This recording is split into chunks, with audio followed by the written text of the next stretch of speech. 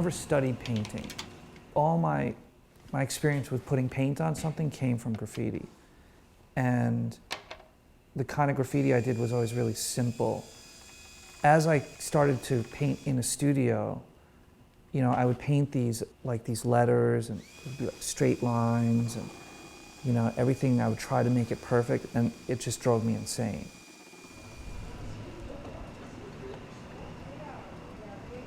You know, I grew up in New York. I'm from Queens, Forest Hills, and you know, I was a teenager in the 80s, and I was into skating, and you know, everything from hardcore to hip hop, punk rock. I grew up in a culture of like, you stole your paint, you wrote illegally, you made your own markers, or you found your own caps, you know, and you took care of them, and it was all tools, and you had to like learn and understand everything on your own, like this cap was good for this, or this paint was no good, or whatever it was.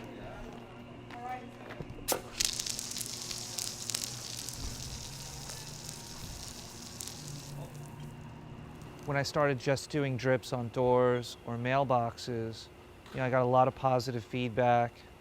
People were really interested in it. They thought it was really cool. The fire extinguishers is something that, you know, I didn't invent it. I wasn't the first one to use it for those means, but it was another example of reappropriating something to basically use as a tool. It acted very similarly to the markers that I made. I moved to San Francisco. I went to school for photography. I lived there from 92 to 98. I don't know, it was easier to get materials.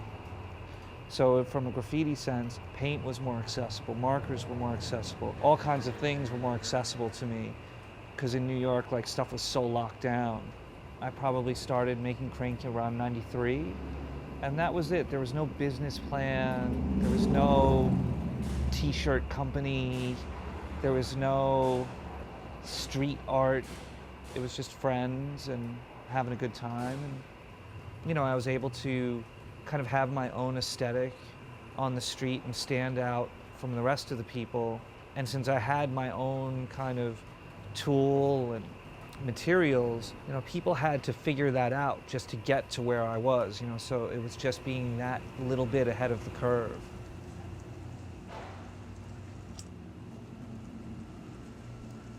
So I moved back to New York. I was living in the Lower East Side, and I met these guys who opened a store called A-Life.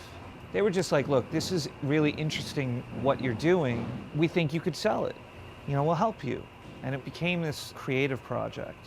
I made some Krink, we made a logo, we made some labels, put some directions on it, put it in their store, and it sold out, you know, right away.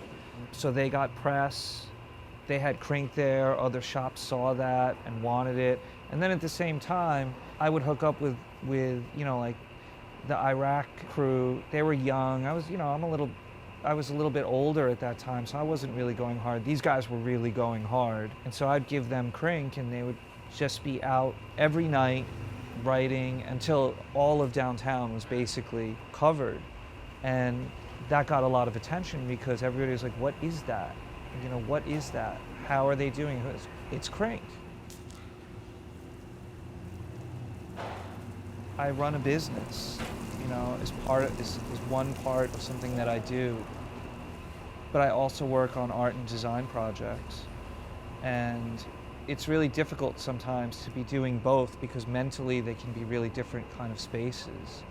People ask the question like, oh, you know, you were in the street, should stay in the street. And, you know, who's to say that I'm not allowed to evolve, you know? And I really love being behind the brand sometimes because the brand is more, it's a brand, it's not really me. And I like kind of like just brand it and market it.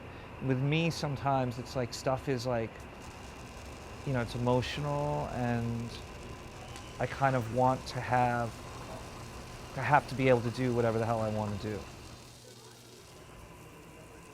There's definitely been some great opportunities for public art projects and travel, and I think that a lot of people are beginning to try to organize things themselves, and I've definitely been involved in things where, you know, they get the community involved, the local community, and they get business owners to contribute walls.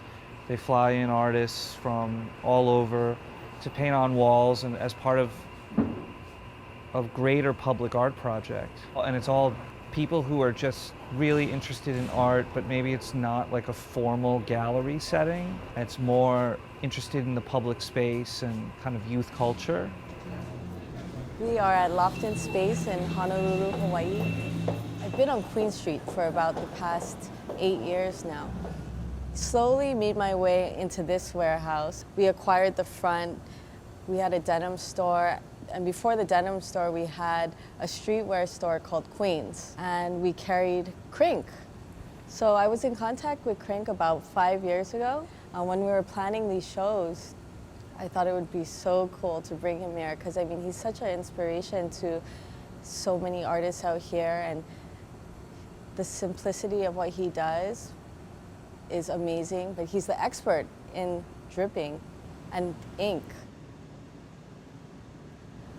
One big thing for both of us, I think, is art for social change, and it really affects what's going on in especially our economy in Hawaii.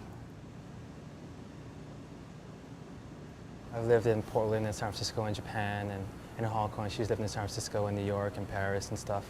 And we're exposed a lot to that kind of artwork, and we love it. We wanted to bring what we saw out there in those cities to Hawaii. We knew it was going to be hard.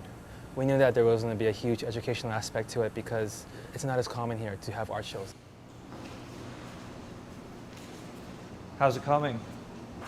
Good?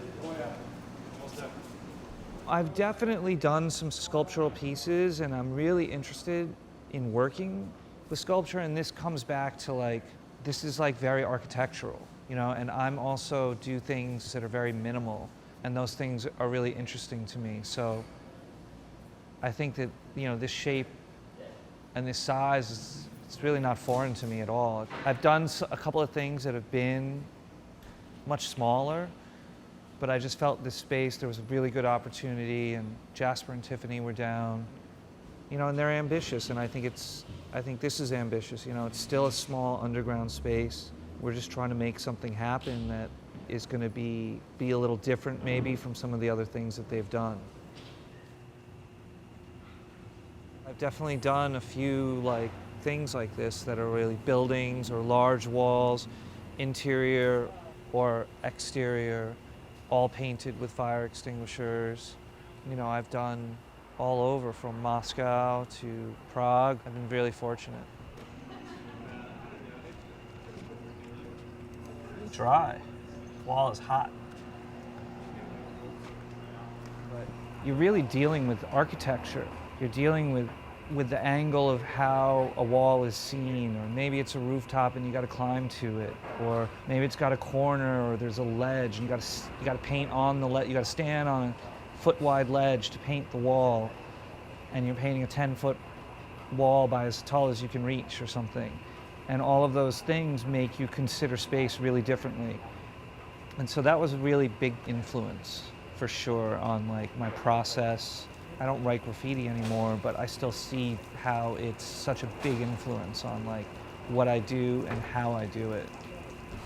In the beginning, I had done some stuff with more colors, but then I just pared it down and just kind of like worked within a smaller palette because it was just easier to make decisions.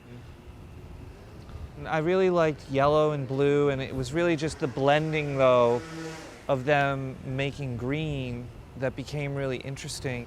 They're very natural colors. It's like the sun and the sky, and you know, it might sound corny, but it's true, and I think that there's something that people recognize in that.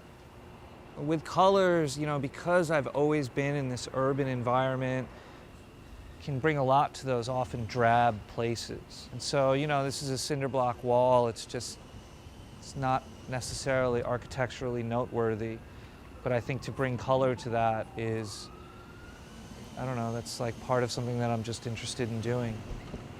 When you do stuff in the public space, you know, basically anyone can see it.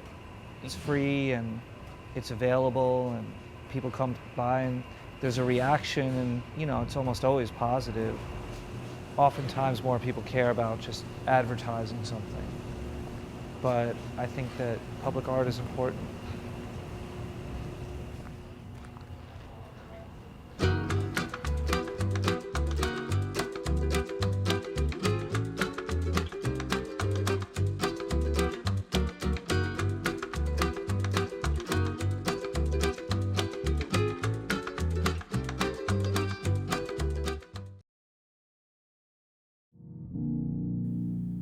Crystal Cole is one of the most unlikely figures in the psychedelic community.